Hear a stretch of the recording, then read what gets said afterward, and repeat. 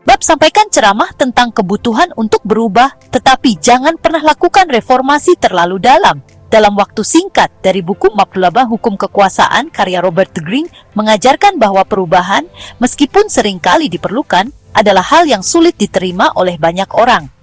Manusia cenderung merasa nyaman dengan kebiasaan, tradisi, dan status quo.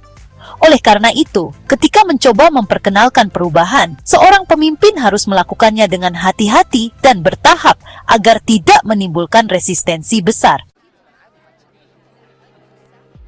Inti dari hukum ini, Greene menekankan pentingnya memberikan kesan bahwa perubahan itu perlu untuk perbaikan, tetapi tidak melakukannya secara ekstrem atau mendadak.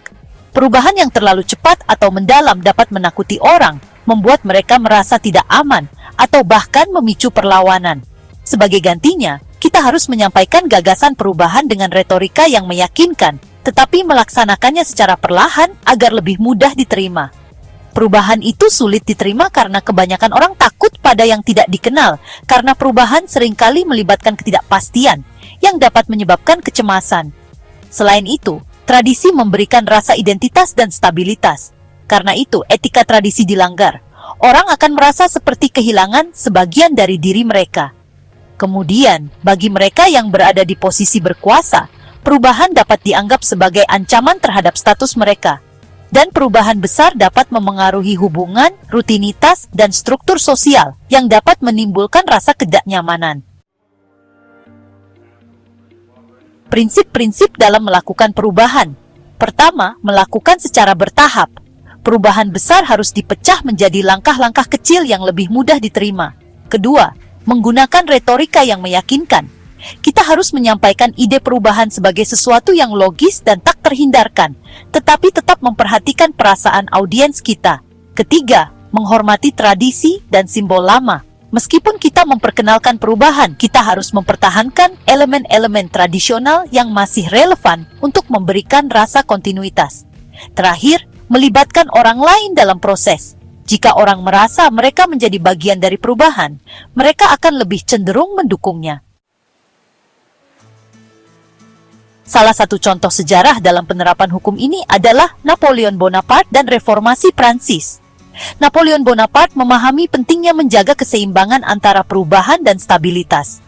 Setelah Revolusi Prancis, masyarakat berada dalam keadaan kacau. Napoleon memperkenalkan banyak reformasi, seperti sistem hukum baru, Code Napoleon, dan reformasi pendidikan. Tetapi ia melakukannya dengan cara yang mempertahankan elemen-elemen tradisional, seperti agama Katolik sebagai institusi penting. Dengan menjaga keseimbangan ini, Napoleon berhasil mendapatkan dukungan dari berbagai kelompok masyarakat. Cara menerapkan perubahan tanpa resistensi. 1. Mengenali audiens kita sebelum memperkenalkan perubahan. Kita harus memahami kebutuhan, ketakutan, dan harapan audiens kita. Kita gunakan informasi ini untuk menyesuaikan pendekatan kita. 2. Memberi alasan yang kuat. Kita jelaskan mengapa perubahan itu penting menggunakan data, fakta, atau cerita yang dapat meyakinkan orang lain. 3. Memberikan contoh kesuksesan kita, tunjukkan bagaimana perubahan serupa telah berhasil di tempat lain. Hal ini dapat memberikan rasa percaya diri kepada orang lain. 4. Mengendalikan narasi. Kita harus menjadi yang pertama menyampaikan berita tentang perubahan. Dengan cara ini, kita akan dapat mengontrol bagaimana perubahan itu dipahami oleh orang lain. 5. Menawarkan insentif. Kita harus memberikan keuntungan langsung kepada mereka yang mendukung perubahan. Ini dapat berupa manfaat finansial atau peluang baru.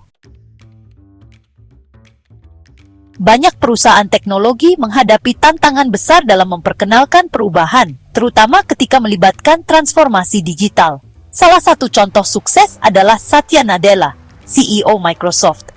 Ketika ia mengambil alih kepemimpinan, Microsoft berada dalam posisi stagnan. Nadella memperkenalkan budaya kerja yang lebih kolaboratif dan fokus pada inovasi, tetapi ia melakukannya secara bertahap sambil tetap menghormati warisan perusahaan. Pendekatannya yang hati-hati namun visioner berhasil mengubah Microsoft menjadi salah satu perusahaan teknologi paling sukses di dunia. Namun, perubahan yang terlalu mendalam dapat memicu perlawanan. Oleh karena itu, kita harus menghindari ini dengan melibatkan orang lain dalam proses perubahan. Kemudian jika perubahan dirasakan sebagai ancaman atau tidak jujur, orang mungkin akan kehilangan kepercayaan kepada kita. Oleh karena itu, kita harus mengomunikasikan niat kita dengan jelas. Dan perubahan yang tidak direncanakan dengan baik dapat menyebabkan kekacauan. Jadi, kita harus memastikan bahwa kita memiliki rencana yang solid dan sumber daya yang cukup. Jadi, bab sampaikan ceramah tentang kebutuhan untuk berubah, tetapi jangan pernah lakukan reformasi terlalu dalam. Dalam waktu singkat, mengajarkan bahwa perubahan adalah proses yang rumit dan memerlukan pendekatan yang hati-hati. Dengan menyampaikan kebutuhan untuk berubah secara meyakinkan, tetapi melaksanakan perubahan secara bertahap, kita dapat meminimalkan resistensi dan memaksimalkan peluang keberhasilan. Seni perubahan adalah tentang menjaga keseimbangan antara inovasi dan tradisi. Dengan menghormati masa lalu sambil bergerak ke masa depan, kita dapat menciptakan reformasi yang tidak hanya diterima, tetapi juga didukung oleh orang-orang di sekitar kita. Untuk mendapatkan buku Map 8 Hukum Kekuasaan karya Robert Greene, klik tautan pada deskripsi video ini untuk melakukan pembelian secara online di bellbook.com. Bellbook.com adalah toko buku online yang sudah berdiri sejak tahun 2009 dan melayani pengiriman ke seluruh wilayah di Indonesia.